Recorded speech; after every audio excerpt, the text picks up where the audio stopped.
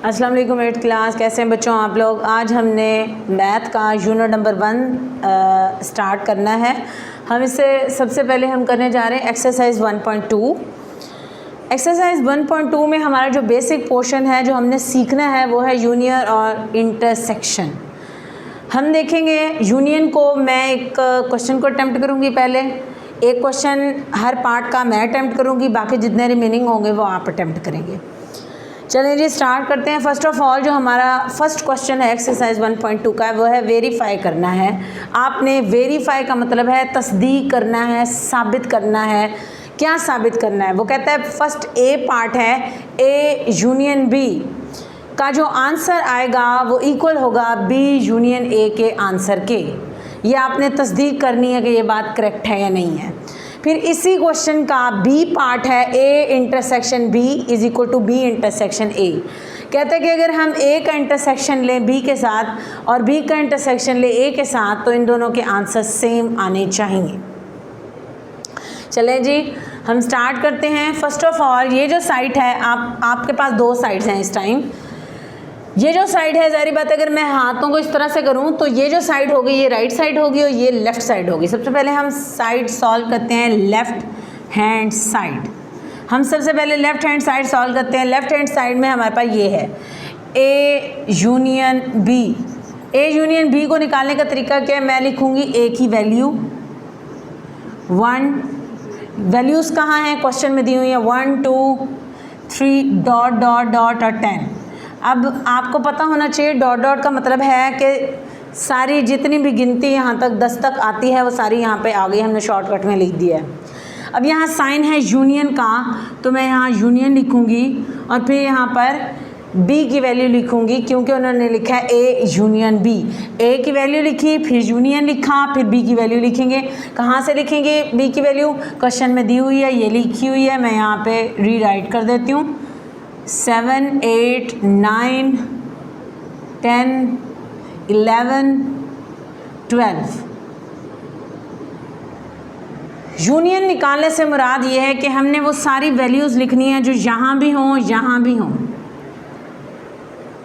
समझ रहे हैं? ऐसा नहीं है कि दोनों में कॉमन हों, ऐसा है कि वो सारी वैल्यू तरतीब से लिख देनी है जो इन दोनों में एग्जिस्ट कर रही हों। देखिए यहाँ 1 है, यहाँ नहीं है, लेकिन मैं 1 लिखूँगी बिकॉज मैंने कहा दोनों में हो।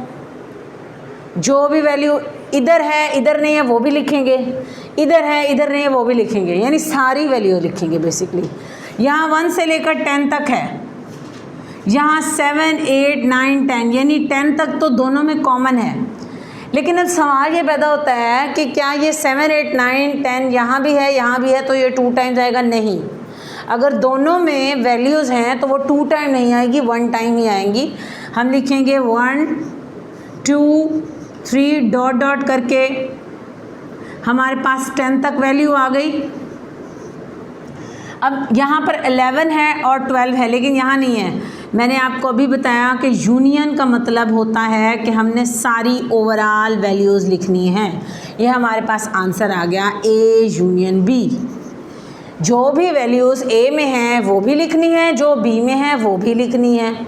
लेकिन अगर ए और बी में कोई ऐसी वैल्यूज़ हैं जो 2 टाइम आ रही हैं या जो कॉमन हैं तो वो 2 बार नहीं लिखनी वो 1 बार है। ठीक हो गई बात? हमने लेफ़्ट हैंड साइड कर लिया, अब हम करेंगे right hand side. Right hand side क्या है? बी यूनियन ए।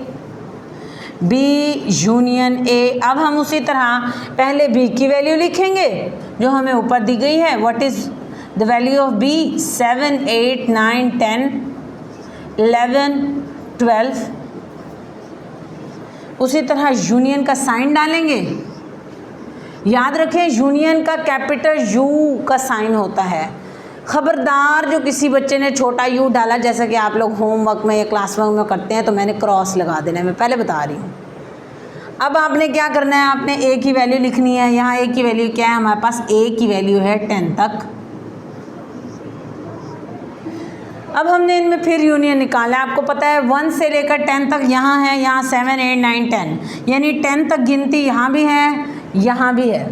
हम पूरी लिख देंगे 1 2 3 और मैं सीधा लिख देती हूँ 10 तक। फिर आप देखें इसमें 11 12 भी है, वो भी लिख दूंगी। यानी कि मैंने सारी जो भी वैल्यू थी वो इसमें थी या इसमें थी लिख दी। अब आप एक बात सोचें, इसमें 6 तक डिजिट्स नहीं है हमारे पास, लेकिन मैंने यहाँ तक 6 तक डिजिट्स डाले हैं। चाहे कोई वैल्यू कॉमन है, चाहे वो वैल्यू कॉमन नहीं है, दोनों में जितने भी डिजिट्स हैं, जो अल्फ़ाबेट जो भी वैल्यू है, वो पूरी की पूरी नीचे आ जाएगी। ये होती है यूनियन। अब हम कंपेयर करेंगे। उसने कहा था हमने साबित करना है कि इसका आंसर इसके आंसर के बराबर है। Let's see, A union B का आंसर है ये 1 2 3 4 5 6 7 8 9 10 11 12। अब इसका आंसर देखते हैं। What is this? This is B union A. इसमें भी देखें 1 2 3 कॉमन है। यहाँ पूरी आपकी जितनी भी अंदर गिनती आएगी 10 तक वो सारी है। उसके बाद 11 12 ये दोनों आंसर कॉमन हैं। ताहम हम लिखेंगे हैंस प्रूव्ड। ताहम हमारी बात साबित हुई। हमारी क्या बात साबित हुई? हमने कहा left hand side is equal to right hand side. ठीक है, ये तो हो गया यूनियन के मेथड से सॉल्व करना। अब हम आ जाएंगे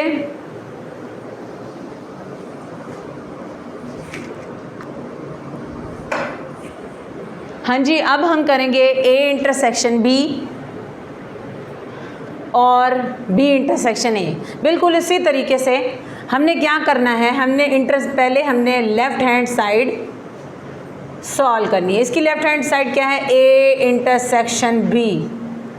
अब आपको पता होना चाहिए ए की वैल्यू लगाएंगे सबसे पहले। What is the value of A? 1 2 3 and up to 10। फिर मैं इंटरसेक्शन का साइन लगाऊंगी। याद रखें कि इंटरसेक्शन का साइन छोटा एन नहीं है और ना ही एन की डंडी निकली हुई है।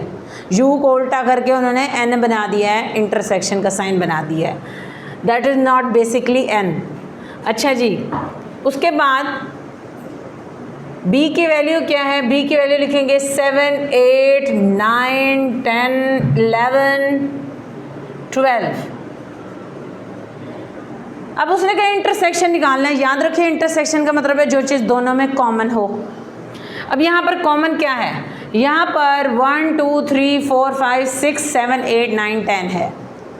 अब आप यहाँ पे देखें, यहाँ 7 8 9 10 यहाँ भी है, यहाँ भी है। 11 12 नहीं है, तो हमने ना ही 1 2 3 4 5 6 ना 6 तक गिनती है। तो जो चीज़ कॉमन है वो क्या है?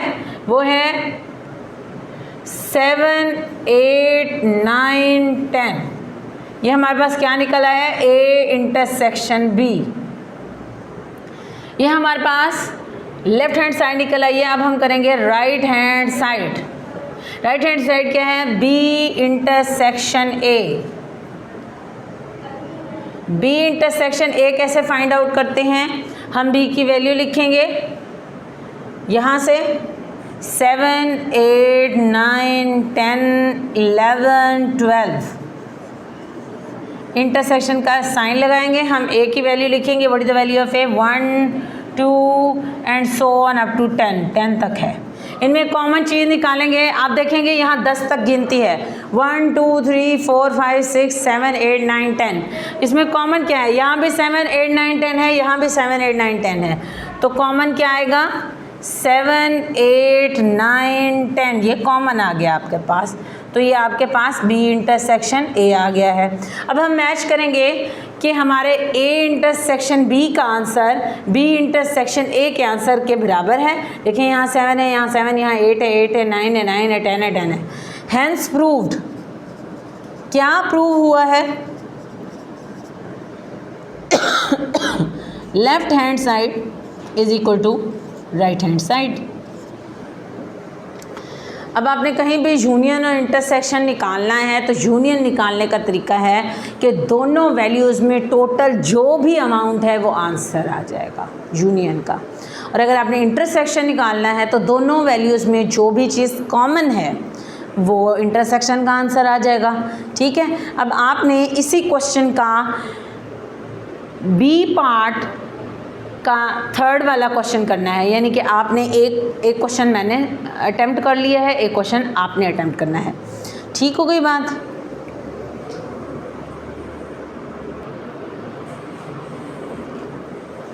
हाँ जी, तो अब हम आ जाएंगे क्वेश्चन नंबर 2 पे। इसमें भी हमने वेरीफाई करना है कि left hand side right hand side के इक्वल है। अब इसमें थोड़ा सा आपको ये कर दिया है कि उन्होंने क्या किया है कि उन्होंने 3 वैल्यूज़ कर दी हैं। पहले 2 वैल्यूज़ के साथ यूनियन लेना सिखाया था, अब 3 वैल्यूज़ कर दी हैं। 3 वैल्यूज़ कैसे की हैं आप देखें, इसमें x भी है, y भी है, z भी है।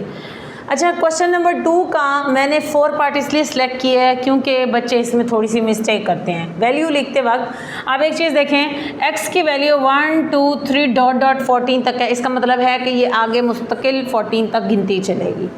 y की वैल्यू 6 8 10 लिख के डॉट डॉट करके 20। अब आप देखें पीछे 2 का गैप है, तो बच्चे क्या करते हैं 10 के बाद 11 12 ऐसे नहीं होता बेटा। हम 6 के बाद 8 आया है मतलब 2 का गैप है, फिर 8 के बाद 10 है तो 2 का गैप है, फिर आगे भी आप 2 2 के गैप से सारी वैल्यूज़ बनाएंगे। इसलिए मैंने डॉट डॉट नहीं लिखा है, मैंने बाकायदा वैल्यू लिख दी है। आपके पास जी की वैल्यू दी हुई है। अब हमने राइट हैंड साइड और लेफ़्ट हैंड साइड को इक्वल साबित करना है। सबसे पहले हम सॉल्व करते हैं लेफ़्ट हैंड साइड, और हमारे पास लेफ़्ट हैंड साइड क्या है, x union y union z। अब हमारे पास कंडीशन ये है कि या तो हम पहले इस पोर्शन को सॉल्व करेंगे। इसको याद रखें कि जब हमारे पास इस तरह की कंडीशन आ जाती है तो मैथ का रूल ये है कि आप ब्रैकेट के अंदर वाले पोर्शन को पहले सॉल्व करते हैं। सबसे पहले हमारे पास ब्रैकेट के पोर्शन कौन सा है, y यूनियन z है। हम y यूनियन z निकालेंगे। y क्या है हमारे पास, यहाँ से देख के लिखेंगे 6 है 8 है 10 है 12 है 14 है 16 है 18 है 20 है, और ये हमारे पास y ख़त्म हो गया। इसके बाद यूनियन आ जाएगा और z है हमारे पास 1 3 5 7 1 3 5 7। अब आप गौर से देखें, y की वैल्यू लिखी है मैंने, यूनियन के लिए u लगाया है, z की वैल्यू लिखी है। अब यूनियन का मतलब है कि मैंने इन दोनों में मौजूद सारी वैल्यू लिख देनी है। अब मैं यहाँ पे सारी वैल्यू कैसे लिखूँगी, y यूनियन z लिख के सारी वैल्यू लिखूँगी। अब देखें यहाँ पे 1 है, सबसे पहले 1 लिखेंगे, यहाँ पे 3 है फिर 3 लिखेंगे, यहाँ पे 5 है फिर 5 लिखेंगे। अब यहाँ देखें 6 है 6 लिखेंगे, यहाँ 7 है 7 लिखेंगे, फिर यहाँ 8 है 10 है 12 है, 8 है 10 है 12 है, फिर देखें 14 है, फिर 16 है, फिर 18 है, फिर 20 है, और ये हमारे पास y यूनियन z का आंसर आ गया है। अब हमने क्या करना है, अभी हमारी लेफ़्ट हैंड साइड पूरी नहीं हुई, इसका जो आंसर आता है उसका यूनियन लेना है x के साथ। x union y union z, यानी कि हम लिखेंगे x की वैल्यू, व्हाट इज़ दिस, ये है 1 से लेकर 14 तक, फिर हम लिखेंगे यूनियन, क्योंकि यहाँ यूनियन का साइन है, y यूनियन z का आंसर जो है वो अब हम यहाँ लिखेंगे। ये है आंसर 1 3 5 7 8 6 भी था, सॉरी 6 7 8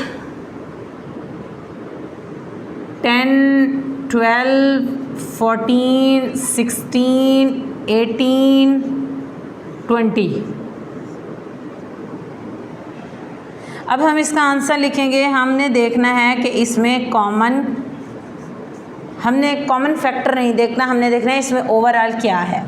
अब देखें 1 से लेकर 14 तक तो सीधी सीधी यहाँ पर गिनती लिखी हुई है, हम वो पूरी लिख देंगे 1 2 3, और ये 14 तक तो हमारे पास सीधा सीधा आ गया। उसमें ये भी कवर हो गया, ये भी हो गया, ये भी हो गया, ये भी 14 में आ रहे हैं 14 तक। यहाँ तक दोनों में कॉमन था, मैंने वो लिख दिया। अब यहाँ से 16 आएगा 18 आएगा 20 आएगा और ब्रैकेट बंद, और ये आपके पास लेफ़्ट हैंड साइड पूरा हो गया। अब हम आएंगे राइट हैंड साइड पे। राइट हैंड साइड क्या है हमारे पास, x यूनियन y ब्रैकेट्स बंद यूनियन z। अब सबसे पहले ब्रैकेट वाला हिस्सा सॉल्व करेंगे। ब्रैकेट वाला हिस्सा कैसे सॉल्व करेंगे, हम निकालेंगे x union y। What is x, x हमारे पास है 1 से लेकर 14 तक, 1 2 3 and so on up to 14, और ये ब्रैकेट बंद। फिर हम निकालेंगे इसका यूनियन, विद वाई, वाई की वैल्यू क्या है 6, 8, 10, 12, 14, 16, 18, 20। इनका यूनियन कैसे निकालेंगे? दोनों में जो भी सारी वैल्यूज़ हैं वो सारी लिख देंगे। पहली बात 1 से लेकर 14 तक तो सीधी सीधी यहाँ पर आई हुई है ना, 1 2 3 14 तक तो सारा है हमारे पास। उसके बाद उसमें 6, इसमें 6 भी आ गया, 8 भी आ गया, 10 भी आ गया, 12 भी आ गया, 14 भी आ गया। उसके आगे क्या है? यहाँ आएगा 16, 18, 20, ये ब्रैकेट बंद। अब हमने ये वाला पार्ट सॉल्व कर लिया है, सॉरी ये वाला पार्ट हमने सॉल्व कर लिया है। अब हमने इसके आंसर का यूनियन लेना है z के साथ। हम कैसे लेंगे? x union y union z is equal to x union y का आंसर क्या है? ये पड़ा हुआ है 1 2 3 14 16 18 20। इसका साथ हमने लेना है यूनियन। z की वैल्यू हमारे पास क्या है? यहाँ से देखेंगे 1 3 5 7 1 3 5 7। इसमें 1 भी है, 2, सारी हमने लिखनी है गिनती। तो यहाँ से आएगा 1 2 3 14 तक तो पूरी आ गई ना। इसमें 1 भी आ गया, 3 भी आ गया, 5 भी आ गया, 7 भी आ गया, 14 भी आ गया, 16 भी आ गया, 18 भी आ गया, 20 भी आ गया, और ये ब्रैकेट बंद। अब आपने देखना है कि जो हमारे पास लेफ़्ट हैंड साइड है उसका आंसर आया है हमारे पास ये, ठीक है, ये हमारे पास आंसर आया है, जबकि हमारे पास राइट हैंड साइड का आंसर आया है ये।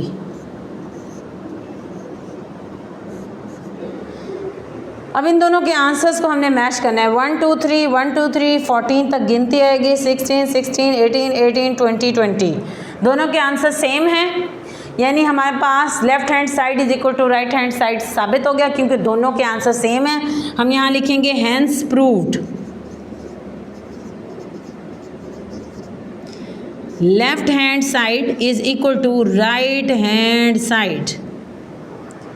अब हम आ जाएंगे इसी क्वेश्चन के बी पार्ट पे। इसमें हमने इंटरसेक्शन निकालना है।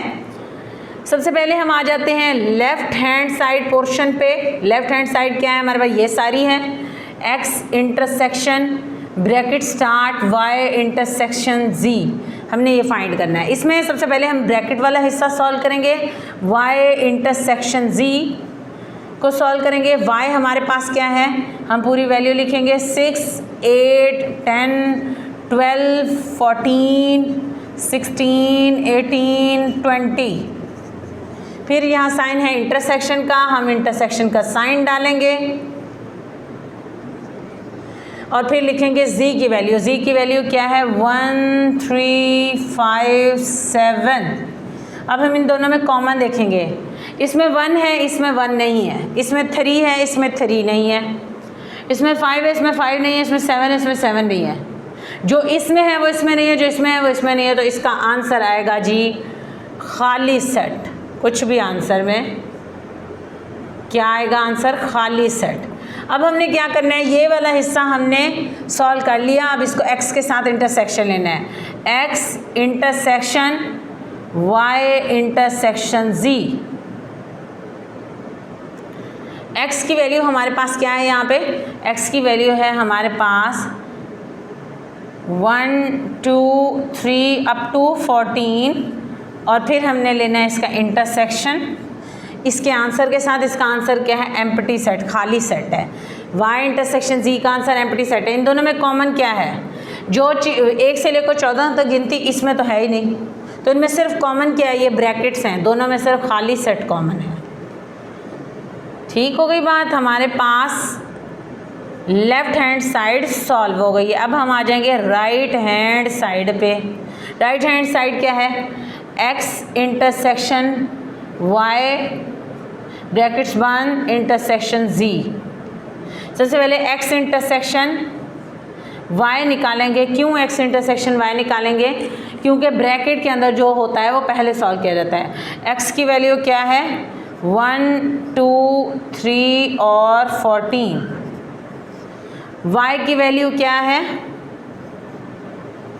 6 8 10 12 14 16 18 20। अब इन दोनों में हमने निकालना है कॉमन। कैसे निकालेंगे कॉमन? आपको पता है इंटरसेक्शन का मतलब है कॉमन निकालना। अब यहाँ पर गिनती पूरी 14 तक है। यहाँ पर 6 14 के अंडर आता है। यहाँ है गिनती 1 2 3 4 5 6 7 8 9 10 11 12 13 14। तो इसमें 6 भी आ जाएगा। दोनों में 6 कॉमन है, 8 कॉमन है, 10 कॉमन है, 12 कॉमन है, 14 कॉमन है। x इंटरसेक्शन y का आंसर आ गया आपके पास ये। अब हमने इसका इंटरसेक्शन निकालना है z के साथ। x इंटरसेक्शन y का इंटरसेक्शन निकालना है हमने z के साथ। इसका आंसर क्या है हमारे पास? x इंटरसेक्शन y का आंसर आया है 6 8 10 12 14 और ब्रैकेट बंद। इंटरसेक्शन निकालना है हमने इसका z के साथ। z की वैल्यू है 1 3 5 7। अब इन दोनों में कॉमन देखें। इसमें कॉमन क्या है? इसमें 1 है, इसमें 1 नहीं है। इसमें 3 है, इसमें 3 नहीं है। इसमें 5 है, इसमें 5 नहीं है। इसमें 7 है, इसमें 7 नहीं है। इसमें 6 है, इसमें 6 नहीं है। इसमें 8 है, इसमें नहीं है। इसमें 10 है, इसमें नहीं है। इसमें 12 है, इसमें नहीं है। इसमें 14 है, इसमें नहीं है। दोनों में कोई चीज़ कॉमन नहीं है, लिहाजा दोनों में आंसर क्या आएगा? एम्प्टी सेट आ जाएगा। अब आप गौर से देखें, हमारे पास एक साइड, एक लेफ्ट हैंड साइड का आंसर ये है, राइट हैंड साइड का आंसर ये। अब दोनों का आंसर देखें, दोनों का आंसर एम्प्टी सेट है, तो हम कहेंगे हेंस प्रूव्ड। क्या प्रूव हो गया है? Left hand side is equal to right hand side. ठीक है, हमने ये जो इस टाइम अटेम्प्ट किया है, ये दरअसल कौन से लॉ हैं? ये आपके SLOs में बताए गए हैं। SLOs कहते हैं स्टूडेंट लर्निंग आउटकम। आपने इसमें क्या सीखना है? आपने इसमें सीखना है commutative and associative loss.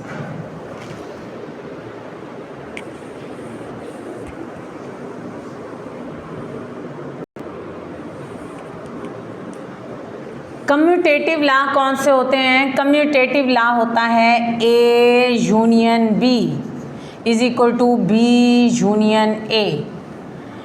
A intersection B is equal to B intersection A। ये आपको आने चाहिए, ठीक है। कम्यूटेटिव लॉ आपको आएगा, ज़बानी आना चाहिए, लेकिन ये आपको सवाल बना के दिया है। ये जो इस टाइम दिया हुआ है, ये आपको दिया हुआ है एसोसिएटिव लॉ। एसोसिएटिव लॉ क्या होता है? हम यहाँ पर, मैं आपको यहाँ पर लिख के दिखाती हूँ। एसोसिएटिव लॉ क्या होता है? A union B union C is equal to A union B union C। A intersection B intersection C is equal to A intersection B brackets बंद इंटरसेक्शन C। अब आपको कंपैरेटिवली अगर आप देखें तो ये एसोसिएटिव लॉ है। A की जगह X आ गया है, B की जगह Y आ गया है, C की जगह Z आ गया है। बाकी अगर आप इसका पैटर्न देखें तो ब्रैकेट भी बिल्कुल उसी पैटर्न से है और ये आपने बिल्कुल हूबहू यही लिखा है, सिर्फ आपने A को X कहा है, B को Y कहा है, C को Z कहा है। तो आपको समझ आ रहा है कि मैं क्या कहना चाह रही हूँ? मैं कहना चाह रही हूँ कि हम जो यहाँ पे पढ़ रहे हैं उससे हमने दो चीज़ें सीखी हैं। कम्यूटेटिव लॉ पिछले क्वेश्चन में मैंने आपको निकाल के दिखाया और अब आपने किए एसोसिएटिव लॉ। अगर आपके पास दो वैल्यूज़ हों तो उनके यूनियन और इंटरसेक्शन के लिए जो हमारे पास फॉर्म बनती है हम उसे कम्यूटेटिव लॉ कहते हैं। और अगर तीन वैल्यूज़ हों, यहाँ पर A और B था, यहाँ पे एक तीसरा चीज़ भी आ गया C, तो उसके लिए एसोसिएटिव लॉ बनता है यूनियन इंटरसेक्शन का। ये आपने एज इट इज़ याद करने हैं डेफिनेशंस के साथ। बहरहाल ये हमारा क्वेश्चन नंबर 2 ख़त्म हुआ है। हम नेक्स्ट वीडियो में अगला एक्सरसाइज का पार्ट करते हैं।